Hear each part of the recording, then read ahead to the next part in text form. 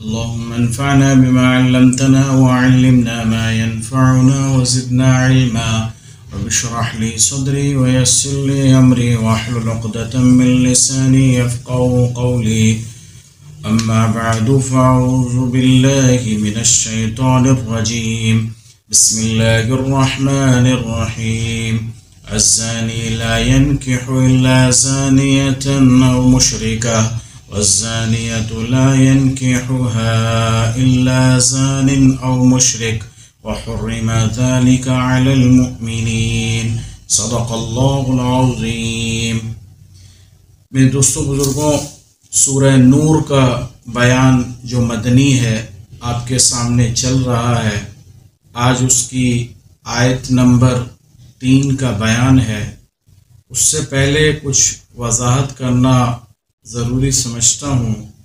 کہ یہاں جو احکامات ہیں وہ غیر شادی شدہ مرد اور غیر شادی شدہ عورت اگر اس سے گناہ ہو جائے تو ان کو یہ سزا دینی ہے، اور غیر شادی شدہ مرد اور عورت بھی بالغ عاقل ہوں، آزاد ہوں،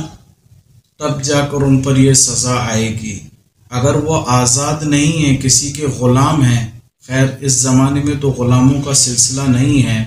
تو ان کی سزا غلاموں کی 100 کوڑے نہیں بلکہ 50 کوڑے ہیں۔ غلاموں کی سزا ہمیشہ شریعت نے آدھی رکھی ہے،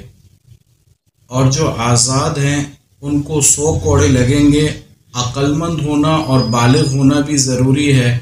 اگر عقل مند اور بالغ نہیں ہے، مجنون اور صبی بچہ ہے، تو ان پر یہ احکامات جاری نہیں ہوتے، اس لیے کہ وہ مکلف ہی نہیں شریعت کے، تو یہ احکامات ان کے بارے میں ہیں۔ اگر شادی شدہ مرد ہے اور شادی شدہ عورت ہے، انہوں نے اگر کوئی گناہ کیا ہے تو ان پر سزا جو ہے وہ رجم کی ہے، پتھر کی ہے۔ اس کا بیان بھی قرآن عظیم میں بھی مختصراً سورہ مائدہ میں گزر چکا ہے کہ وہ آپ صلی اللہ علیہ وسلم کو انہوں نے جب حکم بنایا اور آپ صلی اللہ علیہ وسلم پر وہ آیتیں نازل ہوئیں، وَكَيْفَ يُحَكِّمُونَكَ وَعِنْدَهُمُ التَّوْرَاةُ فِيهَا حُكْمُ اللَّهِ، کہ وہ آپ کو کیسے حکم بناتے ہیں حالانکہ ان کے درمیان تو خود تورات موجود ہے۔ آپ صلی اللہ علیہ وسلم نے تورات کے مطابق یہودیوں کے اوپر رجم کا فیصلہ کیا۔ وہ لمبی تفصیل ہے، یہاں اس وقت اس کا موقع نہیں ہے۔ تو آپ صلی اللہ علیہ وسلم کو در حقیقت تورات اور انجیل کے احکامات کو بھی زندہ رکھنا تھا، اور وہی احکامات اللہ تعالیٰ نے قرآن عظیم میں بھی ان کو باقی رکھا ہے۔ قرآن عظیم انہی احکامات کی حفاظت کے لیے آیا ہے۔ آپ صلی اللہ علیہ وسلم نے نہ کسی کی رعایت کی ان احکامات کو جاری کرنے میں، اور نہ ہی کسی کی خواہش پرستی کا لحاظ رکھا، اور مکمل طور پر آپ صلی اللہ علیہ وسلم نے یہودیوں کے اوپر اس سزا کو نافذ کیا، اور اسی طرح مسلمانوں میں بھی جنہوں نے شادی شدہ ہونے کے باوجود اس قسم کا گناہ کیا تو آپ علیہ الصلوۃ والسلام نے ان پر بھی یہ سزا جاری کی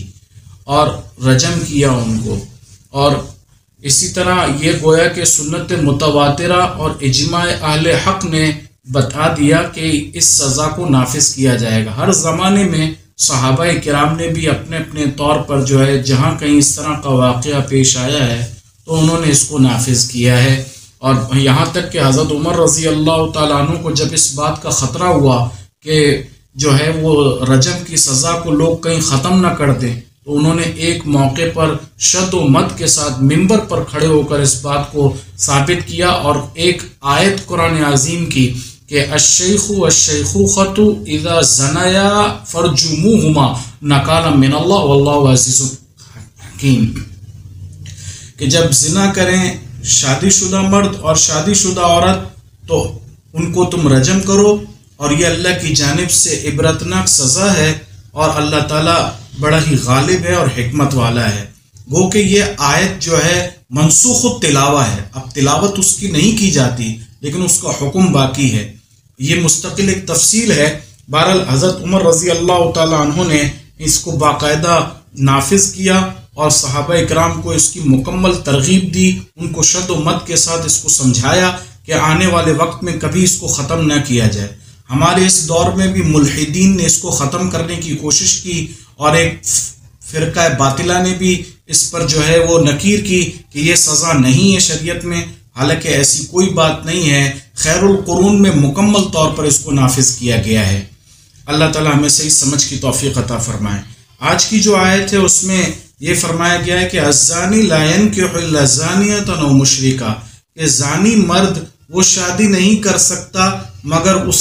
زانیہ عورت سے یا تو پھر مشرکہ عورت سے، اور اسی طرح زانیہ عورت وہ شادی نہیں کرتی، نکاح نہیں کرتی، مگر اس سے نکاح کون کرتا ہے؟ یا تو زانی مرد کرتا ہے یا مشرک مرد کرتا ہے۔ اس کا کیا مطلب ہے؟ اس کا مطلب یہ ہے کہ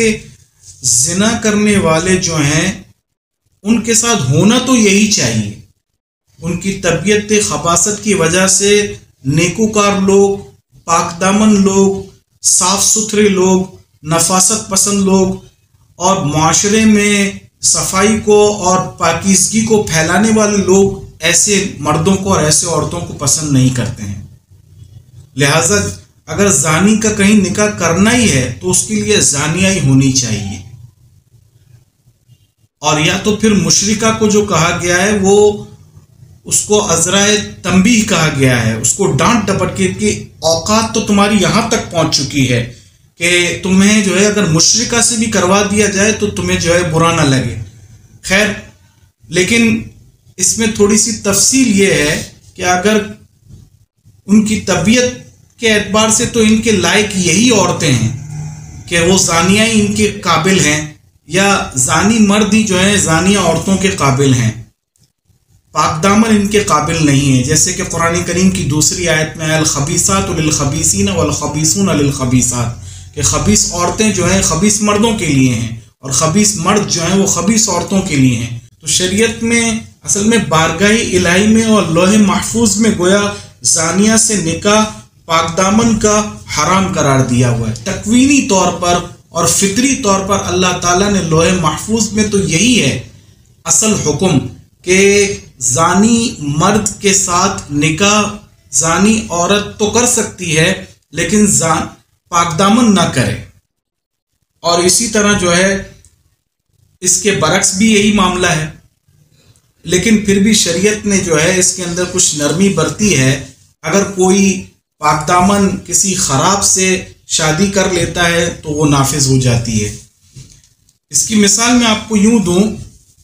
کہ جیسے نماز پڑھنے کا جو حکم ہے وہ اصل بارگاہ الہی میں اور لوح محفوظ میں تو اس طرح ہے کہ وقت کی پابندی کرتے ہوئے تکبیر اولیٰ کے ساتھ جماعت کے ساتھ آدمی نماز کو ادا کرے۔ اگر ایسا نہیں کرتا تو آپ صلی اللہ علیہ وسلم کی وعید ہے کہ میں ایسے لوگوں کے گھروں کو جا کر جلا دوں جو بلا وجہ گھروں میں نماز ادا کرتے ہیں۔ دیکھیں کتنی شدید وعید ہے۔ اس کا معنی تو یہ بنتا ہے کہ وہ لوگ جو گھروں میں نمازیں پڑھتے ہیں بغیر کسی وجہ کے، ان کی نمازیں قبول ہی نہیں ہونی چاہیے، لیکن شریعت نے پھر بھی ان کے ساتھ رعایت کی کہ ان کی نماز کو قبول بھی کر لیا، اور ان کی ساری جو ہے وہ نمازوں کا ثواب بھی ان کو کچھ نہ کچھ مل جاتا ہے۔ تو اصل حکم تو وہی ہے کہ نماز کو پوری پابندی کے ساتھ، جماعت کے ساتھ، تکبیر اولیٰ کے ساتھ مسجد میں جا کر آدمی ادا کرے۔ حالانکہ اس کے برخلاف وعید بھی ہے، تو یہاں بھی آپ ایسا ہی سمجھ لیں کہ اللہ تعالیٰ نے وَحُرِّمَ ذَلِكَ عَلَى الْمُؤْمِنِينَ کہ زانیہ سے جو ہے نکاح کو حرام قرار دیا گیا ہے مومنین کے اوپر۔ بارگاہ الہی میں تو ایسا ہی ہے کہ تکوینی طور پر ان پر حرام قرار دیا گیا ہے، لیکن پھر بھی شریعت نے ان کے اندر ذرا جو ہے وہ نرمی برتی ہے کہ اگر کوئی زانیہ اگر کسی پاک دامن سے نکاح کر لیتا ہے تو وہ نافذ ہو جائے گا۔ ہاں، اس کے برخلاف اگر شرک والے سے اگر وہ کرتے ہیں تو بالکل نافذ نہیں ہوگا۔ اگر اسلام اور جو ہے شرک یہ کبھی برابر نہیں ہو سکتے۔ اللہ تعالیٰ ہم سب کو صحیح سمجھ کی توفیق عطا فرمائے۔ ما آخر دعوانا الحمدللہ۔